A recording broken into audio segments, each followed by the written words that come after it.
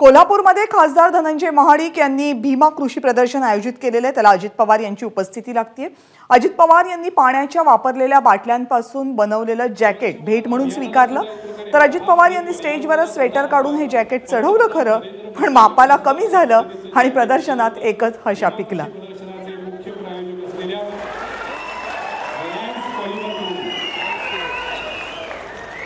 सत्यजित भोसले हे जॅकेट त्यांना देत आहेत।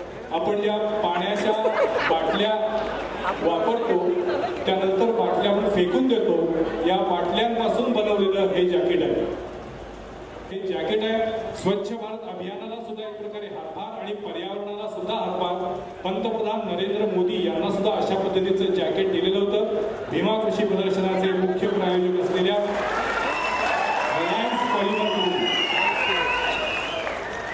सत्यजित भोसले हे जॅकेट त्यांना देत आहेत। आपण ज्या पाण्याच्या बाटल्या एबीपी माझा, उघडा डोळे बघा नीट।